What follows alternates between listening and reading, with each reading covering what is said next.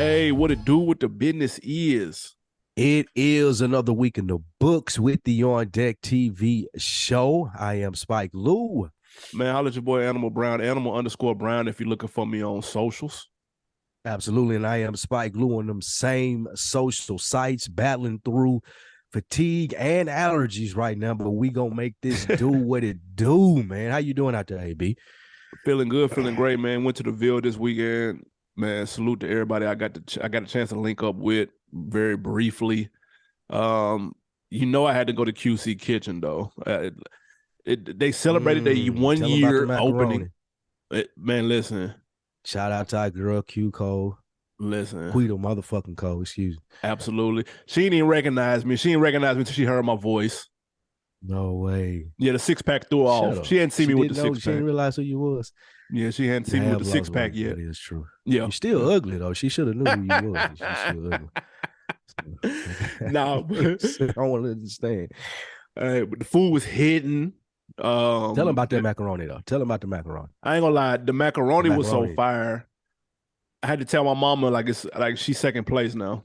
I had to go home. I like mom. I'm gonna keep it 100 with you. You're in second place now with the mac Claire and didn't like cheese. that. She gonna go down there this week. She gonna go down. The macaroni was so good. When I left and I came back the next time, I tried to order a pan of it. Quita wasn't even there though, man. She was closed. I tried to get me a whole pan of that macaroni, man. Y'all, if you in Nashville, man, go check out our people. This is not an ad.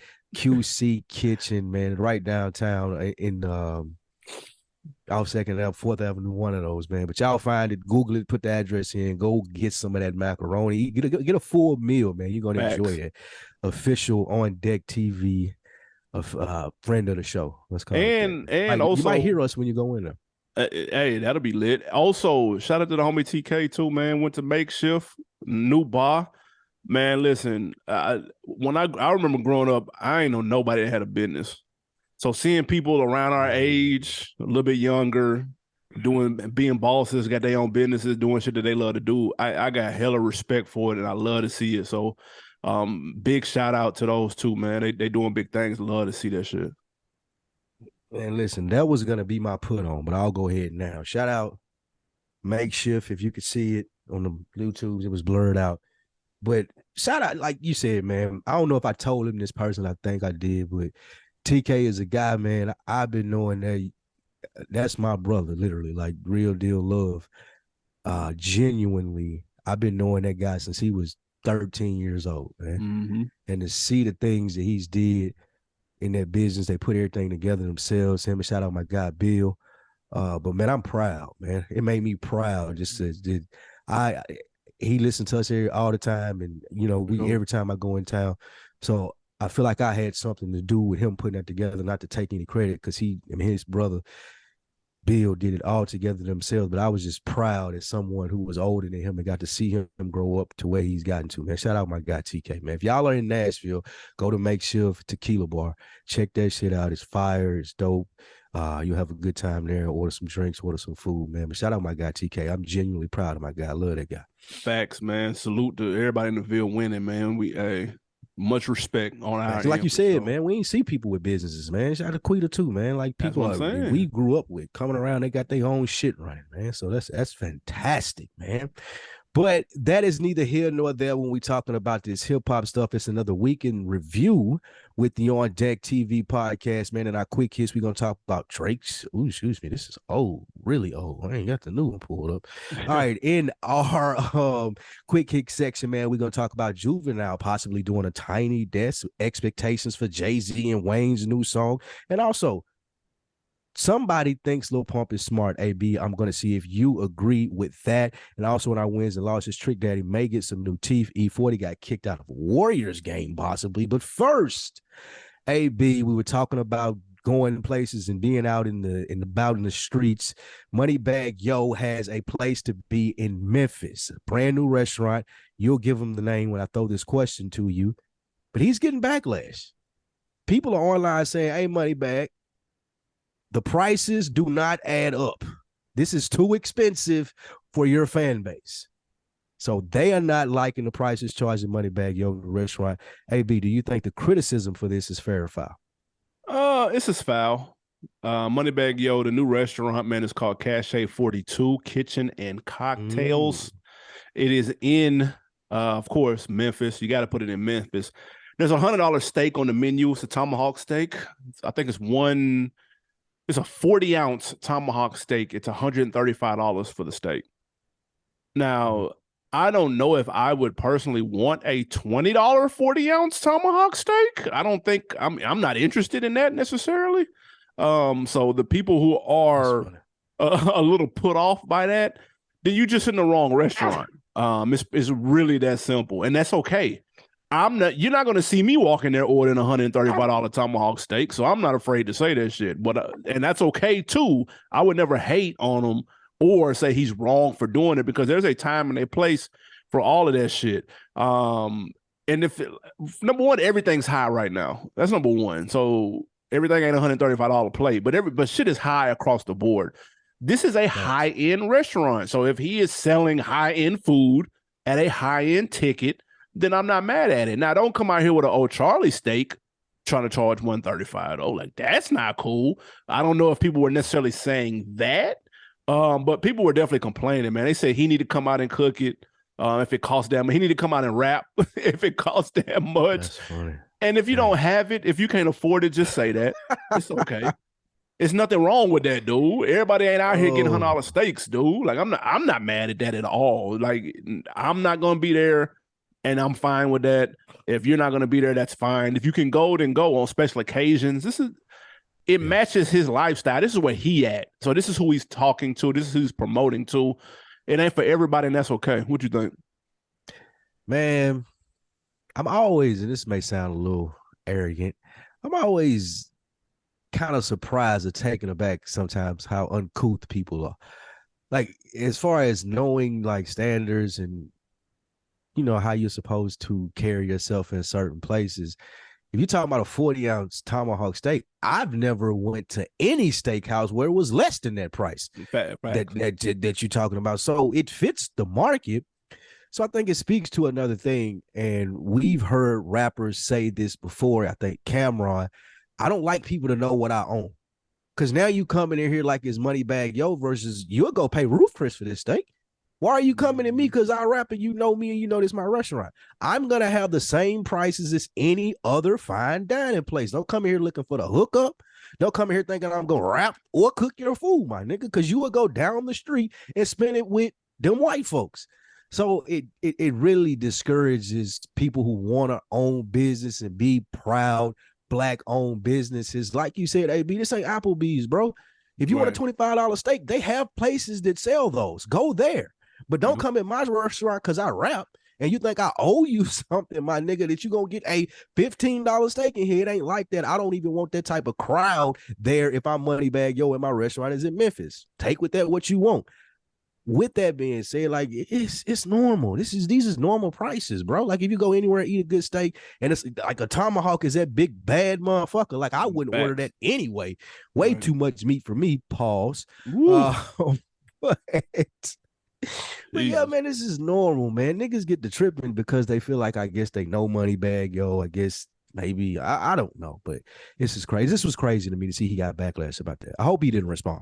I mean, they're saying that it's like, that's not your audience.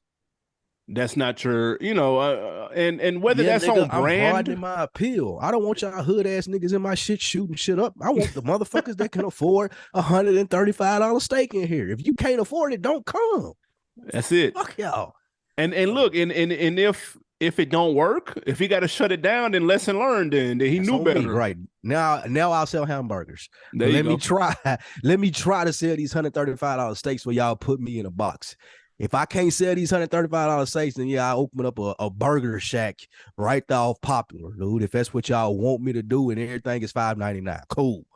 Yeah, like, man, there was some comments I thought was interesting. Somebody said $100 steak isn't rare, but why is right? But excuse me, $100 steak ain't rare, but this is why Black capitalism is silly. Black capitalists just do things other capitalists do. LOL. How does that serve anyone? I don't necessarily know if the purpose of this restaurant is to. I understand it gets turned into this like monolith. We're all supposed to think the same, and we all supposed to be for each other. And like you said, nobody says that shit at Roof Chris. No, nobody says that shit anywhere else. But when we do it, it's kind of look like as like niggas is trying to get over. It's kind of weird. That's a weird thing. I don't understand it, bro. That doesn't even make sense, that comment, because yes, if you're starting a business, as you and I know, like I study this, you know what you start a business based off of? Comparisons. What are people who are similar to me doing to make money? If I want to be Roof Chris, I can't charge niggas $30 for a steak because Roof Chris doesn't do that, and they've been successful for 35, 40, 50, however many years. Yep. So if I'm basing my business plan off people or things that have always been successful, I can't cater to just black people and be like, oh, well, I know it's going to be predominantly black people in my spot, so, man, I'm just going to sell $35 steaks. Then it wouldn't be that kind of restaurant. Like, you can do that. That's cool, and cater to black people, but you like it's not the same thing as, oh, I'm Moneybagg Yo, I want people that can afford $35 steaks in here. No, bro, I opened a fine dining restaurant. I wasn't concerned with, like, it sounds bad to say, I guess, but I wasn't concerned with black people. I was concerned with people who could afford $135 steak. Yeah. So his name is Moneybagg, by the way, as well. So I mean, it's on brand. I don't understand why people are acting like it's not on brand, but it just I don't know. I guess anytime somebody puts something out that's expensive or that's higher than the norm, it's looked at as anti-black. But there's some black people out here that can afford that and will go over there and have no problems copping that shit. So we're not gonna act like all black people are poor. That's number one. There's just a lot of black people that can afford it. They'll pay them $140 for that steak, eat good and tip well, and walk out of there satisfied. That's the other side of it. Yeah. Moving on, man. Throwing it back just a little bit. New Orleans rapper Juvenile was in a funny Twitter back and forth. A fan added NPR and said, yo, y'all need to get added Juvenile to do a Tiny Desk. Juvenile retweeted it and said, no, I'm not doing that. And what the fuck is a Tiny Desk? Which is actually pretty damn funny. Once he got word of what it actually was, he put out a thing. He said, okay, y'all fucking with this, 10K retweets and I'll do it. He got the 10K retweets and he announced that the Tiny Desk is on the way.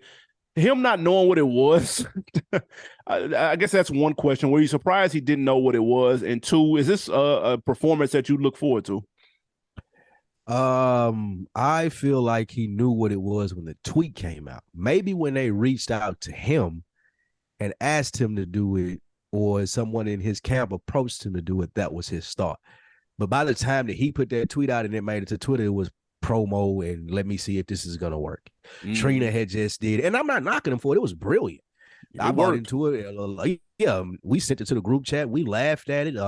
People started talking about it, but I don't think that he was ignorant of what Tiny Desk was when he put that tweet out. Juvenile seemed like he's a pretty knowledgeable fella. I never took him as ignorant. He used to hang around in Nashville a while back. That was who Buck was first signed to. So, like, I've seen him in spaces having conversations, talking, and he not dumb. So I do feel like this was presented to him, and he was kind of skeptical. So, hey, somebody probably was smart and said, do this. Float that shit out there to your social media and see what they say, bro, since you're not a believer. And after a day or two and all the retweets, he was like, okay, so shit, I was wrong. I'm a believer. And absolutely, I look forward to this Tiny Desk. I can't wait. Nigga, this gonna be fire. This probably, full transparency, this will be the first Tiny Desk that I've ever watched. Never watched it before, but I ain't gonna lie though.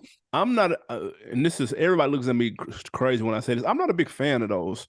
Yeah, that's why I've never even clicked on it. I've seen P, like, it's not. I mean, I've definitely watched a little bit of some here and there, but I'm just not a fan. I don't look forward to them. I don't really check for them like that. I understand the appeal, but it's just not that deep for me.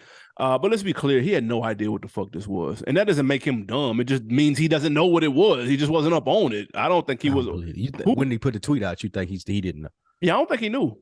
That's crazy. I ain't no niggas going to Twitter and make themselves look stupid in 2023, bro. That's not necessarily stupid, though, to not know what Tiny Desk is. But it may not be. You're right. However, people, you know how the internet is, nigga. Well, they'll take it that way. I don't know what Tiny Desk is exactly. Now you label this, oh, Juvenile's old and washed. You don't know what it is. But they usually don't have legacy, to my knowledge. Let me say that. Trina more recently, but before that, it's usually current acts. Like, so I don't know, Tim's, Migos, like it's usually current. Again, to my knowledge, but I'm not following it closely. So somebody correct me if I'm wrong. Do they have legacy acts on there? Possibly so. I think I've seen the Roots on there before, but for the most part, it's people who are currently in rotation. And Juvenile, with all due respect, is not currently in rotation. So I could see him not knowing who this was or not being up on it. He older than us. Like I don't watch it. You don't watch it. So I wouldn't be shocked if he didn't know what it was. That wouldn't blow me away, dude. I'd be like, shit. I'm saying that he knew what it was by the time he posted it. When they first presented it to him, I agree with you. But when he put the Twitter shit up there, that was all marketing. All of that was marketing. But yeah, I do think I agree with you in the sense of somebody probably came to him like, man, get that shit out of my face. And then they probably wanted it, or he proved it, give me an example. He'll put it on your social media, see what they say. Boom. Or they could have just showed him a video because they do numbers. Like, let's be very clear. True. We're in the minority. But he would be like, well, why I want to see that? Here go Trina. She was the last one. Like you said, even if they were showing it to him and he probably looked at it like, bro, I ain't them niggas. I'm not like nobody who need to be up there. But then you show him Trina and she doing the clip that I seen of the whatever the fuck her shit was. But it was dope. Yeah, and it looked like there's something that he could do at that point.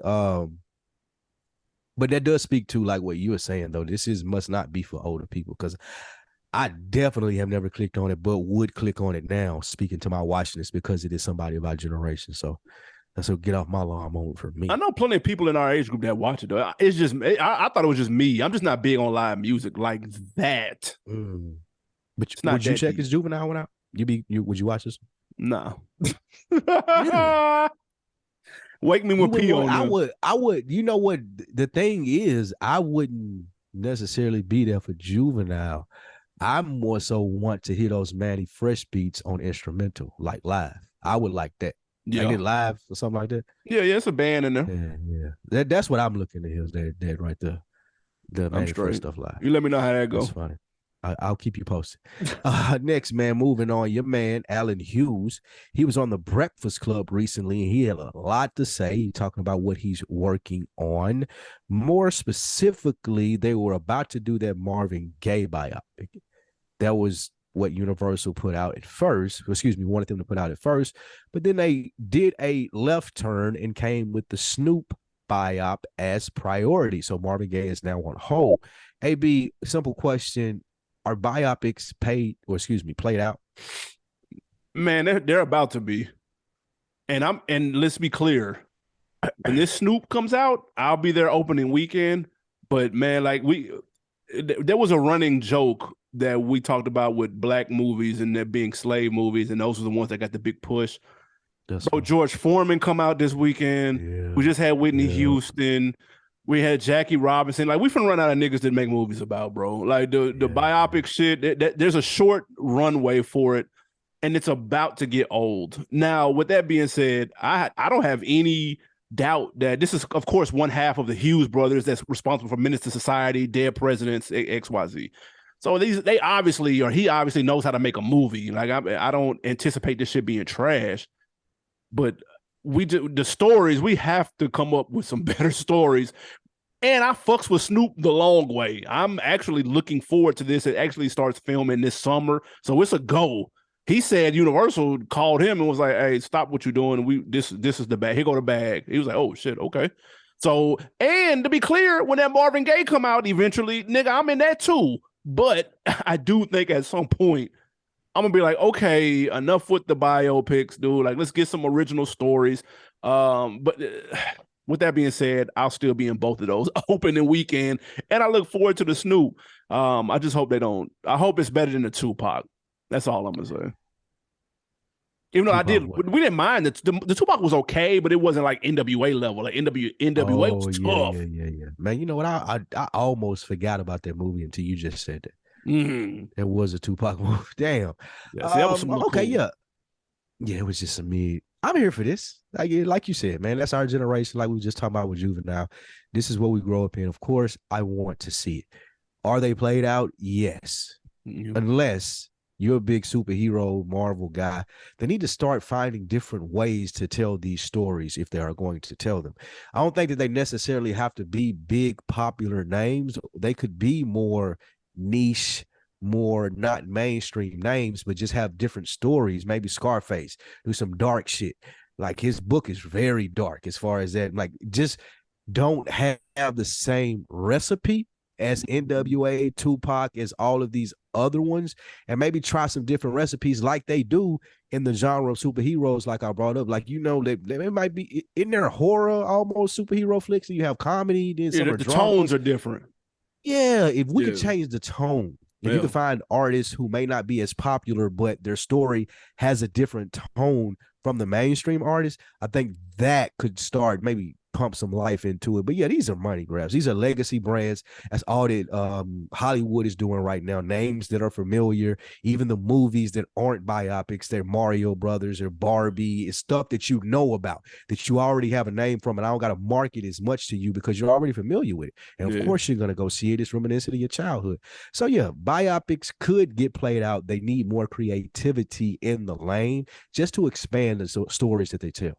Now, I will say it's interesting you say the tone, because when they asked him, like, what's it going to feel like? He said the majority of the pre-hip hop stuff is going to feel like menace. It's going to have a menace tone to it. And I was like, okay, like we ain't had that in a while. And he actually, first of all, this is a really good Breakfast Club interview. He's promoting a new Tupac show on FX that come out, I believe, this week. That comes out this week. So that's who he was promoting. But they asked him questions about menace to society and dead presidents and all that. So he had some good stories. And he actually said they were working on a menace sequel about 10 to 15 years ago. They was this close to greenlighting the menace sequel where Old Dog gets out because he was pretty young when he went in, or whatever the case may be. So they talked about that. But they were like at the last minute, they kind of like decided not to. So I'm interested to see what a menace tone looks like in 2023 or 2024, whenever this comes out. So that was intriguing. I'm kind of here for that. And remember, 50 was gonna do the Murder Was the Case TV show with Stars, and that got derailed probably because of this, I'm assuming. Yes, probably sold them rights to another company with more money. Yep. Yeah, I'm here for it. I would love to see what that tone looks like, and that's around the same time that Menace was based in too. The Snoop was coming up, exactly. So that should be, that should line up. I do want to see how they play that now in our day and age. Absolutely, man. Speaking of how they play that, I'm interested to see this new Swizz song that he's putting out Friday, featuring Jay-Z and Lil Wayne. Jay-Z and Lil Wayne. We have new Jay-Z bars, ladies and gentlemen. Sound the alarm for those interested. First new Jay of the year, I think. I believe so. Are you excited to hear the first Jay-Z verse of the year with Lil Wayne co-signing in 2023? I am indifferent. I said this in the chat last week, and they thought I was trolling, but there's this feeling that there's nothing exciting that could happen anymore in hip-hop, and it may be because I'm old. I want to put that out there first. But even when you say this, I've gotten accustomed to stuff being so microwavable that, yeah, I may enjoy this song when it drops on Friday, and I may listen to it Friday and Saturday and Sunday, but then Monday is going to come around and I'm not going to listen to it probably ever again unless it pops up on a playlist and I'm randomly playing on a road trip or a plane flight. It leads to a bigger thing, though, and I don't know if it's just me or if it's more universal. I don't think that moments aren't created anymore. And I'll take it back. And again, I'm going to continue to harp on the age thing. When you and I first started doing this, or even before, we would see XXL covers or interviews that would make us hype. I can't wait till this album comes out on Friday. For me, when they're forecasting stuff like this, it just doesn't get me excited anymore. So do I want to hear this? Yeah. Will it be banging? Probably. Maybe, since it's Swizz. I ain't really the biggest Swizz Beatz fan when it comes to his music style, but still, it doesn't make me excited like I used to be when news like this shit would drop. I remember the first time that there was, oh, nigga, Wayne got a song with Hove, and how excited we were about that. Like, oh, nigga, I can't wait till that come out. But now, again, I don't know if it's just because of where I am in life or because the music is more microwavable, it just nothing is really exciting. Like you even had the Drake single last week. It was like, okay, that's cool. Like Drake's the biggest artist in the world. Yeah. But again, AB, what do you think? Does this excite you? Pause. Yeah. I'm gonna be checking it out for obviously. Clearly we're gonna check it out and listen to it, see what it's hitting on. Does it excite me? Kind of. I'm always here for new hole. I'm gonna keep it real, but like you said, it'll be a song, and we might ride to it this weekend, but it'll fade away after that. That's almost guaranteed. Now, and that's no fault to either one of the parties involved. That's just kind of the space that we in. I think two reasons why it's not hitting the same is, number one, back when you were just saying that the Jay-Z and Wayne collab was teased or was coming soon, it's because we got a date 2 months in advance when the shit was finna come out, and we got the track list, and so we had 2 months to sit and stew and wait, and it felt like Christmas, like it was gonna take forever to get here. Then when it finally got here, like there was a real rollout. This is the new rollout is mention this shit on Tuesday and it come out Friday. That's the new rollout. Whereas mention this shit in April and it comes out in July. That's what it used to be. And so there was some anticipation that was built up. That's missing, number one. And then number two, these aren't new and fresh artists.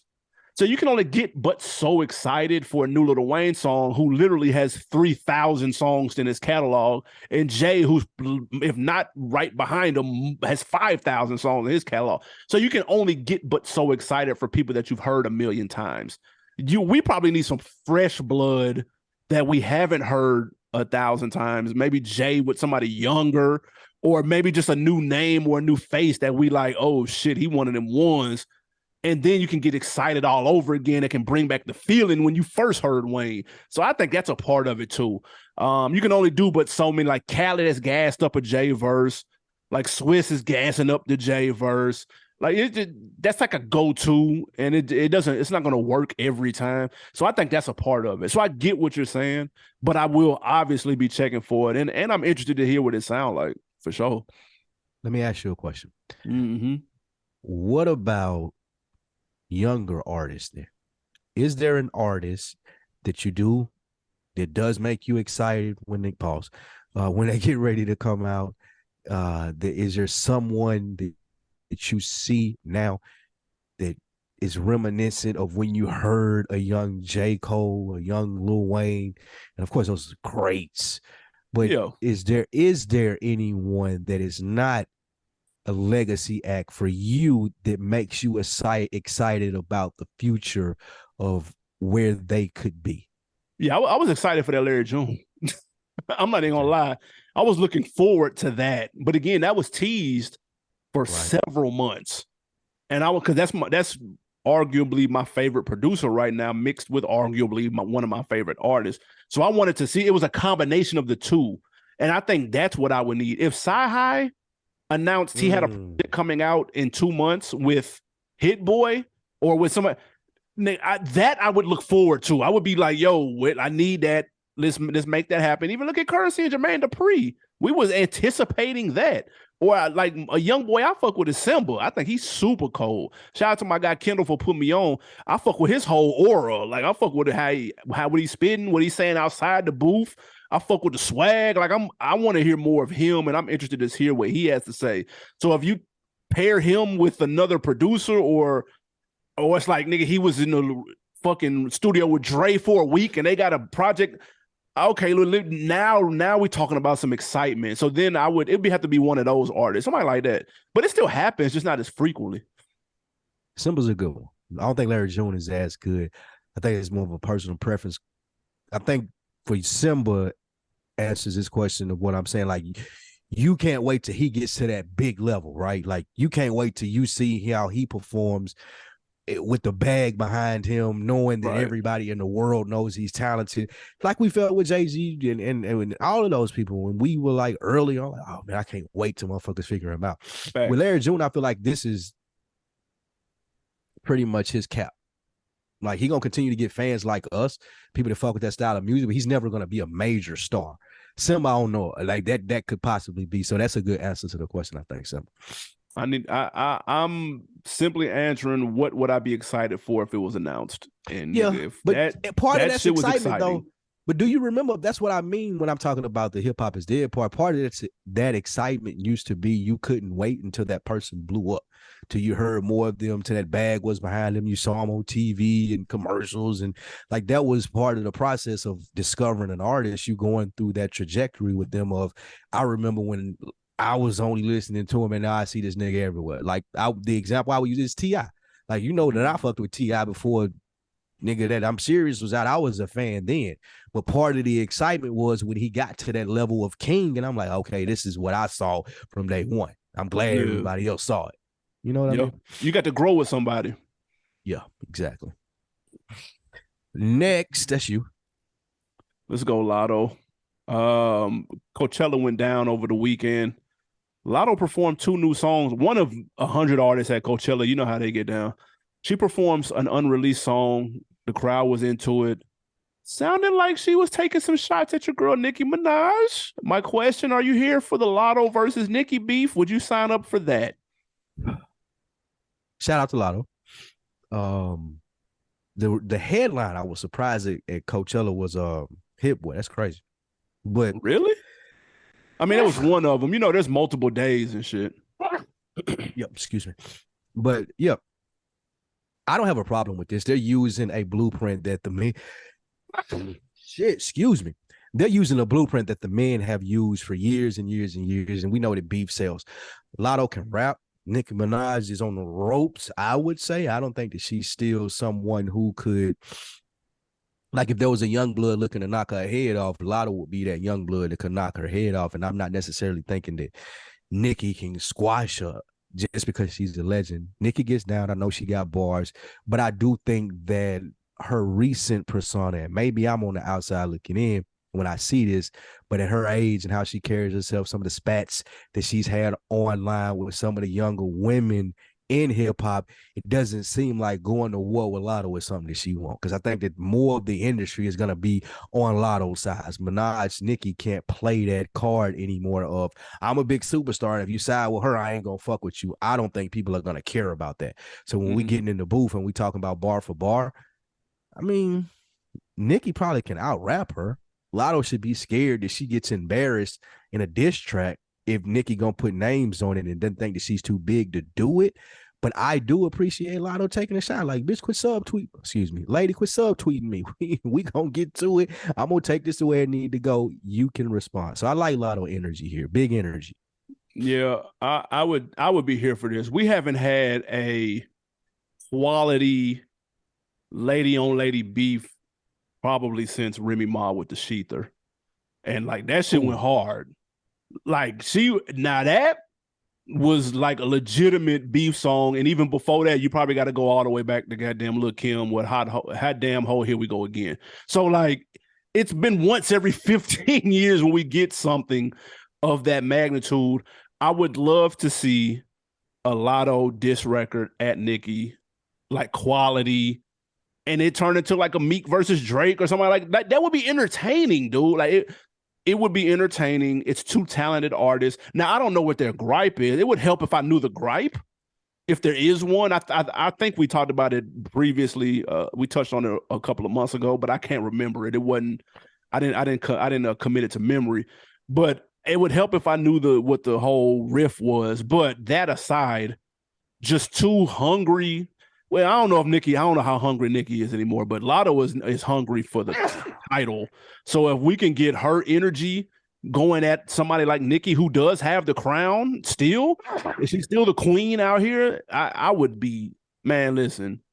Because then it's like, what do you do if you Nicki? Do you not come with another song, or do you not respond, or you just try to, oh no, I'm the queen, I can't respond, and then you look funny, especially if it's some heat. So like that would be a very interesting scenario that I'd be here for, and I think it would be entertaining. I think it'd be good for hip hop. Right. And I don't think there's. I ain't talking subs. I ain't talking subs. Yeah, I'm talking this like is a diss song, a freestyle. This is like, ether, nigga. Facts. Yeah, I would like to see that. And since they are ladies, you won't have that big possibility of it spilling over into something else. I think it'll stay strictly yeah, rap. you don't remember when Cardi and Nicki ran into each other, nigga? She spilled it over. She sure did. It was at the Met Gala or some shit like that. Yeah, it was one of them fashion events. She threw a shoe at her. That was before Cardi was tough. That was threw a shoe at Cardi? No, Cardi threw the shoe. Oh, okay. Yeah, Cardi was. That's what I'm saying. Like Latto not gonna do that. Like she raised from she more industry. Like Nicki and Cardi ain't industry. Like I'm not at that point. She wasn't. I'm with the shit, bitch. Is what she was saying. Like I want all the smoke. I think Latto can keep it like, yeah, I can just out rap you. I'm sure she can. I'm not saying that that's true, but I think that she thinks that. I don't think that she gonna it's on site. Yeah, nah, it ain't. I don't give a shit about that. I just need some fire ass bars. That shit will be entertaining. You listen to Latto on these freestyles, like she be spitting. So like if she just had like a for real deal, because her and Dreezy be sending subs at each other. If you peep that shit, I seen that shit on Twitter. They definitely be sending subs, dude, and they both be spitting. Dog, that shit be kind of hard, but. Nigga, I want it all out. Like, man, I'm over this motherfucker and just go in. That should be hard as hell. Yeah, that would be nice for the game right now, especially since the ladies are in charge mostly. All right, moving on to our weekend review for this week. AB, my man's friend of the show, Vince Staples. He and Alchemist. We're talking about online tiffs. They got into a little back and forth. Vince Staples said that he was called by Alchemist to work on a project with him, Earl Sweatshirt and Alchemist. They were going to do 30 tracks. And Vince said when he got there, Alchemist and Earl were just smoking and he was the only one rapping. So he said the vibe wasn't really there. So he put his tracks on 30 songs, he said, and he left. He does know that he has those tracks. And Alchemist said, no, I have an EP of all of this shit with shit that you rapped on and it can't be released. So they went back and forth about that. Someone leaked the EP that Alchemist said that he had, and Vince said, you petty bitch, because he didn't want that out there. My question to you, AB, would be, if Alchemist did leak this, and it doesn't seem like Vince Staples wanted it out or is ever planning on releasing it, do you blame Alchemist for that? Yeah, that's not cool. Leaking this shit is trash, if that was the case. I'm really more so upset that I didn't get the link to this shit. Like, where is this at? First off, I need that link. I get all this goofy ass fight shit on my Twitter timeline. Teachers fighting, fucking niggas with no arms fighting. I don't want to see any of that. The shit I want to see is this Alchemist and Vince Staples, and this shit ain't came up on my timeline once. So that's horse shit. First off, but I would have been very interested to hear this. I'm so glad Earl Sweatshirt didn't get on any of it. Keep smoking. You sit in the corner and smoke your goddamn life away. Do not get in the booth when this Vince Staples and Alchemist is cooking. Stay right over there in the cut, dude. Just keep rolling up, dude. I needed this. I need a 10-piece of this right here. That shit would be fire. I don't believe I've heard Vince over that type of production. If I have, I don't recall or I just missed it. I would be dying to hear what this sounds like because Vince is in his bag right now in terms of musically. That's another person I'd be excited to hear from right now. That's not, a 20-year veteran. So again, giving me something like this with a collab, working with a producer, man, let me get this. But I don't. If he leaked it, that's petty. Leaking is some slaw. That serves no purpose. But somebody please send me that link at @animal_brown on Twitter. Thank you. First of all, that's what I was going to lead with. I am Spike Lou on Instagram and Twitter. If you have those 6 songs with Alchemist and Vince Staples, please send it to me. Need that. This is my boy. And what Alchemist, one of what Vince's criticism was is that Alchemist takes forever to release shit and works at his own pace. Yeah. I mean, it doesn't sound like this was ever coming out. Nah. So if I heard Vince say that and I'm Alchemist and I know that I got this EP, I kind of would have leaked it too. Like I kind of would have put it out there. Like, I don't know what you wanted me to do with it, bro, and it don't seem like we on good terms, so I'm going to let the world hear the music, and maybe, something will pop of it, we'll apologize and go make some money together. But it ain't gonna do nobody no good sitting in my hard drive. So yeah, let the world have it, man. Let the world enjoy it, man. Feed the people. So I fuck with Alchemist for that. And I think, yeah, I mean, I don't think Vince was really mad. It I don't don't seem think like he so took, either. Because it yeah, was a but meme. He used the meme. Like he wasn't yeah, that. It didn't come yeah. off like So he was I'm that glad it tight. got out there. But Yeah. I don't really blame Alchemist for it either. Like I'm cooking right now. I got stuff with the hottest shit, and nigga, there's this now scuttlebutt on the internet that I got sick with Vince, who's on fire too. So yeah, y'all eat all of this up. It ups my profile as Alchemist, and this nigga was never gonna drop it anyway. So here y'all go. I'm with it. Yeah. The moral of the story, if you don't remember anything else, is my Twitter is animal_brown. Send me the link if you have it. Absolutely. Get that over to us ASAP, nigga. Last thing, man. Is this me? Yeah, that's you. Last thing, man, before we get to these wins and losses, man, your boy Lil Pump was interviewed and asked about his conversation with J. Cole. If y'all remember, they kind of dissed each other a little bit. Lil Pump said he was just doing it for the clicks. J. Cole pretty much addressed him and predicted his future in rap, saying he was essentially going to fall off with the antics. And as you can see, that's exactly what happened. But J. Cole was surprised at how smart Lil Pump was, and was like, oh, okay, so like you're not really the guy that you're portraying. Do you believe that a lot of rappers dumb it down for success? And if you do believe so, are you surprised at that? First of all, J. Cole is the only, well, no, I ain't gonna say that. Yeah, I do think that happens. I do think that we saw it with, you remember that movie Brown Sugar?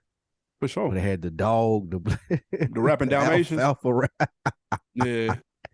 Yeah, I think that happens more often than we know it. We see this one persona, and then you meet someone, and you're like, oh shit, I'm surprised. David Banner would be an example. I don't think that David Banner necessarily portrays what he is in his music. Not to say that when he first came out. Right, when he first came out, you're right. Yeah. So the fact that J. Cole met Lil Pump, because Lil Pump, I ain't gonna lie, I would be shocked too if I ran into him and this nigga was able to articulate himself and I was be able to, oh shit, like you're not a dumbass. So I get what J. Cole is coming from. However, in the music business, I do think it's a lot more prevalent than we as fans expected. Like there's a lot of, for lack of a better term, studio gangsters or people who I know this is gonna sell, so I'm gonna give this to you. However, when I'm by myself on my downtime, ain't none of this happening. 21 Savage said that just now. 21 Savage was talking about, man, if I rap about what I do, loving my kids and my family and not guns and rapping and shit, like, y'all niggas not gonna buy this shit. So, like, that's a fact. Stop the cap. So, yeah, I do think a lot of people dumb it down. Now, there's another question to be had, which is another conversation. Like, is that good or bad? Like, is it good that you feel like you got to dumb it down so Black people would consider you successful, or hip hop would consider you successful because you are dumbing it down? So, I mean, I don't necessarily look at dumbing it down as it being dumb. Now, Lil Pump's music is, I don't even count that shit. That shit ain't nothing. But you can quote unquote dumb something down, because the fact of the matter is, if you come out with lyrical, spiritual, miracle shit all day long and you rapping in 12-syllable words, and that shit is going to go over the majority of people's heads, and they don't want to have to think too hard. Can you picture that shit being played in a club or a lounge, bro? I don't want to hear that shit. This is not the, you know what I'm saying? Like, I'm not trying to, that's not going to make me want to repeat or run this back. You want something with a catchy hook, something simple that I can remember and that I can recite back. That doesn't make me dumb. It just makes it easier to digest. And a lot of people do that with their content. It's the same thing you see, even if you want to cross over platforms, places like Earn Your Leisure or like the Wall Street Trapper, they take something that can be complicated and they simplify it. Or if you want to quote unquote dumb it down, to me, that's the same thing. Simplifying it is dumbing something down, because those things can be complicated and they can go over people's heads. I didn't listen to Wu-Tang and shit, bro. That shit went over my head. Like what's the mathematics? That shit, I didn't get it. I didn't understand it. So I know people that listen to Wu-Tang that fuck with them was like, man, some of that shit went over my head. So like, or like Lupe. If Lupe really wanted to, he could sit here and rap in triplet 8-syllable words, all starting with the letter A. And bro, like, what? Come on, bro. It's not gonna have no replay value. It might be cool to listen to once, but I'm not running that shit back. I can't recite it. So like I don't look at it as necessarily a bad thing. Jay said it best, dude. He summed it up, dude. If skill sold, I'd be out here rapping like Common Sense. I made 5 mil, nigga. I ain't been rapping like Common Sense. Like, period. If skills sold lyrically, I'd be Talib Kweli. Yep. And then he said, "What I did 2 mil." So yeah, then your part of it. But it's lyrically, I'd be Talib Kweli. I did 2 mil and I ain't rap or something like this. It's Common Sense. But yeah. Yeah. So that's what I mean. It's not necessarily a bad thing. But now, what really did Lil Pump have to say to make J. Cole go, oh, okay, you're not, okay. He probably just said some regular shit, bro. He probably thought Lil Pump was special, like special needs or something, bro. Like, real talk. That's funny. He does come off as special needs. However, it also speaks to Cole, too. Cole being one of the most authentic, and he puts his heart on his sleeve. Like, this presentation is me. This long hair, these musty clothes, me looking like I ain't bathing, like this is me. Like we question it. We question if J. Cole had an odor or not. Like nigga, multi-million-dollar artist, bro. He just looked like this is me. This is the presentation that you're gonna get from me. So yeah, I could see him being surprised by someone who's putting on it as a complete act. Like it's ain't like remember when the first time we heard Plies on 106 in Park? Young Al Grenard, yeah. Young Al Grenard. Plies was the gooniest goon of all goons. And when he went on 106 in Park the first time, he sounded like he had 3 master's degrees. And we was all like, huh? Like it didn't make sense at all. And so, but you see more of that now, though. Watch 5 minutes of an NLE Chopper interview. Bro, nigga talk like Russell Simmons, bro. But you listen to his music, it's all, he shoot 30 niggas in the intro. So like it's entertainment. I think that comes to the point of people need to be able to separate the person from the entertainment. Like don't hang on to every word that 21 Savage said. He is not literally spinning the block twice like there ain't nowhere to park. Like that's not literally what's going on today, this moment. He's saying what he feels is entertaining, and apparently it's working because people are eating it up. So do you want to go? The question is, nigga, is it kind of weird that nigga he has to do that, or that he feels that he wants to do that, or is it weirder that that's the shit that gets ate up versus read a book, motherfucker, read a book? Like it just, come on now, like there's several questions if you peel back the layers, but we ain't got time to address today. Yeah, agreed. And another thing that I would put to that before we out of the quick hits is when you learn how to make that presentation as close to the person that you are as possible, that's when you see that long-standing success. The example that I would give is when we met Yo Gotti, and we were able to sit and listen to him talk from a business standpoint and just his perspective on different artists and things of that nature. It wasn't different from the music, but it was still intelligent too. Like right. I didn't hear Yo Gotti talk and be like, that ain't the nigga that ain't the nigga that I hear on the tapes. But I did hear him talking like, oh, he's that and this and even smarter. He got another sense. One. Yeah, like when you're around, you get to see people and you're not shocked by how they conduct themselves, even though their music has that aspect to it. Another example is T.I. We were able to be around T.I. for a little bit. Like it looks the same. Like him interacting with people and what we've seen him like get into and do, like it's okay, yeah, this the dude on the music. So yeah, if you able to balance that where those two things aren't far apart, that's when you I'm talking about niggas with what 25, 30-year careers at this point. Yeah, and Lil Pump is out of there. Yeah, one song. So when you have to act, when you gotta act too hard, and when a nigga like J. Cole meets you and be like, oh, okay, you are smart, it's over for you now. Yeah, it's too late because you can't turn. Yeah, I can't turn that on now. No. I can't. He can't. Lil Pump can never come back and be like, "Nah, I got sense. Really, that little shit was bullshit." Like, bro, like, nah, you out of here. Nah, it's all with. I watched an interview with This is extremely random, but this was the last time I can remember. I was like, "Oh shit, this nigga's not like stupid." I watched a Fat Trail interview, and he sounded completely different from the music that he puts out. Like the music he put out is ratchet, ignorant shit. You know what I'm saying? And there's a lane for that. And I like some of that shit. But when his interview, he was very eloquent in what he was explaining. He was a strong communicator. I only clicked it because he was addressing P and talking about his time with P. That's the only thing that made me click it. But I was impressed at how he was able to explain himself. I was like, oh, okay, that's what's up. Like I like it made me respect him more. I can separate the person from the music. I don't necessarily expect him to come out and be like super thug in an interview, but I still was impressed at how he was able to communicate, because that's an area of opportunity for a lot of people.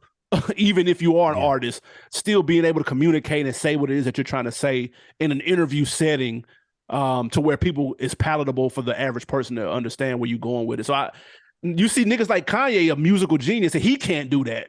So I seen Fat Trell do it. I was like, oh, okay, that's what's up then. I respected it. So it ain't like a knock, but I can't say the same about Lil Pump though. If we watched Lil Pump interview, we'd probably be like, that's Lil Pump.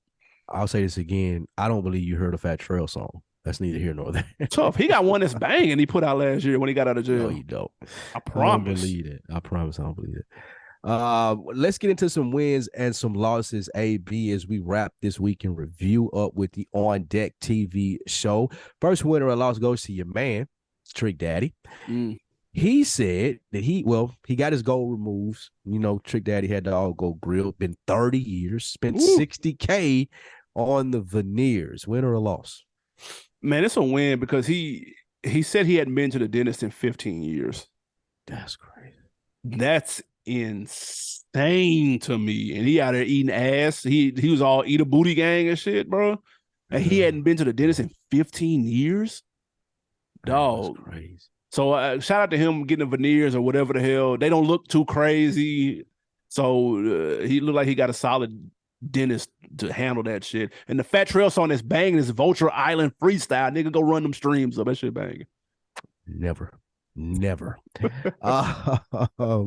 I wonder, is he gonna get golds over the veneers? I hope not.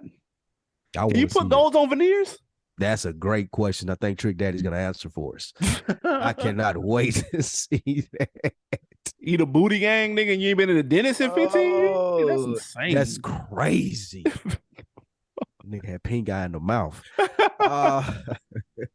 Next win or the loss, man, we got Fonzarelli, man, big time Warriors fan. They on the road playing the Sacramento Kings, which is up the street from Oakland. And E40 was pissed off. His squad lost in Sacramento, and he got thrown out of the game. Yeah. Win or a loss, AB? Yeah, it's an L for Sacramento. He's claiming that the lady was heckling him for most of the game, and then when he finally says something back, that's when security wants to come and grab him. So it's kind of like when you're in the NBA or NFL, when somebody push a nigga, but the ref didn't see it, and they turn around and then they see the other nigga push back, and then they throw that motherfucker out the game. It's giving that type of vibe. That's what he said. And he said, but like that's foul though. They got to know who that is. And by all accounts, E40 like a super nice dude though. Like if you listen to people talk about E40, like he the type of nigga you can run into and be like walk up to him, get a flick, any kind of shit like that. And he a solid dude. So you don't ever really see him turned up like it. Like he was tight going out of there. Agree. This is my L goes to E40 though. Like, bro, we always talk about this, and I know it's hard to do, but I'm the person with something to lose here, bro. Like, I want to enjoy myself at the Kings game. You've been heckling me all game. Then E40, you need to go get security. You don't need to respond. Like, I'm famous. I'm a superstar. This lady has been bothering me. Please put her out, or I'm not going to spend the thousands and thousands of dollars that I spend on these seats. You can't do that, bro. Like you know that, I know that. Like you can't succumb, because people are looking for that. They're trolling. Like you're looking for that, especially nowadays. I can get like Russell Westbrook. It's just happened to him after the game the other night. When they was walking back to the locker room. That's like you got to learn how to keep your composure, and it's really hard to do, and it's not going to be 100% of the time. You're not going to be able to do it 100% of the time. I'm not unrealistic in that, but you do have to have the cooler head prevail, because you don't want some random woman suing you because you called her emotional distress at a Kings game. Crazy. All right, last one before we get out of here. Win or a loss, AB. A flight attendant buys Cash Doll's headphones if she agrees to watch the music. Shit, allergies. Win or a loss, AB. Flight attendant buys Cash Doll's headphones if she agrees to watch his music video. It's an L because even though this went viral, he didn't say his name. She didn't say his name. Like, we don't know who this dude is. We don't know what the video is. We don't know what the song called. We didn't get a clip. He hasn't come out and been like, yo, this was me. Nobody picked that part up. They only picked up the part where she said, this guy is buying my headphones if I agree to listen to his video. We ain't get the nigga name. So that's an L on capitalizing off that because it got clicks. It got picked up. The story got picked up, but his name and song didn't. So that's an L. What kind of headphones Cash Dog got? She got a brand, or he just bought her some random headphones? He just bought like some Apple joints out the airport. It wasn't nothing crazy. It was just she apparently left her headphones at home and she didn't have none. And he recognized her, and before she was able to buy some, he was like, yo, I'll buy them for you, but if you check out my video. So salute to him for coming up and saying that. Like, I ain't mad at that, but you got to capitalize it. That shit get picked up, though. That's creative. That's creative. And it's probably getting him more views than he's seen before, even without his name being out there. But I commend them for recognizing Cash Doll and thinking that was going to get him some play. Like, I wouldn't. Hey. Oh, man, that's a thick little chick in here getting some headphones. Hey, how you doing, shorty? But, yeah, like, I wouldn't have never. Like, if you could have put 10 chicks in front of me and being like, which one is Cash Doll? And I wouldn't have known. Like, so he commend him for knowing and trying to capitalize on that opportunity. But yeah, if he was in Detroit, at the airport, then he knows who Cash Doll is. Makes it. Yeah, facts. That is a fact. That's where it was in Detroit. So I'm that's what I'm saying. She lives down here. So if it was in Atlanta airport, it was like just another bad bitch walking through the facts. Another thick motherfucker walking through the airport. Another thick chick walking through the airport. Oh, you Cash Doll? Shit. It was just 5 chicks that looked like you walking through it. Yeah. Crazy. All right, man. That is the week in review for the On Deck TV show. We appreciate you guys checking out the podcast. AB, who is the On Deck of the week? Man, shout out to Bakari, man, on YouTube. Left a comment. My guy. Absolutely. Even though the JD and Currency EP disappointed us, it was still good. Let's hope they listen to the critics and do better for the next volume. I agree, although those songs are recorded already. Them shit's on a hard drive. They're not doing nothing else together. Yeah, them niggas, they probably not gonna see each other for a minute. They've been around each other for the last 2 weeks, nigga. They tired of that shit. But I agree. I hope we just get a better collection of songs for this next joint. For sure. Agreed. Put us on something. Man, we're going to YouTube, keeping it YouTube. Fat Trail, Vulture Island Freestyle. Click play on it right now. Talking about Fat Trail ain't got no shit. He got some heat. It's ratchet shit. I'm not even sure I know who Fat Trail is. He's on MMG. That guy. Okay. Gotcha. Not Peel Fat Trail. Gotcha. Yeah, like so, yeah, I mean, right. Check that out. But also, I do have another one. I sent this in a group chat too, man. It's a new guy out of out of Texas. Big X the Plug. It's got a solid sound to it. The name of the project is called Amar. If you just need to hear one song to see if you like it, man, check out Levels. Big X the Plug. My Nashville people, he kind of reminds me of Pistol, but with more of a 2023 flow. So I think I like it. He's got some good beats on here, got some good samples. But it's some street trap shit too. Some good shit in the gym, good shit to wake you up in the morning. So check out Big X the Plug. Levels is the song, but he's got a full project if you fuck with that. What you got for me? Nice. My put on, I'm doubling down, man. If you're in Nashville, like you said, to the locals, pull up to 811 Dickerson Road. That is Makeshift Tequila Bar. My guy, Lil TK. Whatever you know him by, man, make sure that you guys go out and check out the Makeshift Tequila Bar, 811 Dickerson Road. Benadryl is definitely kicking in, but y'all go check out the Makeshift Bar. Yeah, it is, man. Also, check out On Deck on YouTube, man. YouTube.com/On Deck TV show. Leave a comment. IG, same On Deck TV show. Leave a comment. We'd appreciate it. Anything else before we get goes? Yes, sir. Go rate, subscribe, like, leave a comment. Like AB said, man, we celebrating 10 years. Facts. All of y'all that have been rocking with us for a long time, that never left a comment, never commented on the show or anything like that, just been enjoying it. Let us know what you enjoyed the most about these last 10 years, man. Even if you left a comment before, let us know what you think about the On Deck TV podcast at 10 years old. We appreciate y'all. Yes, sir. We out.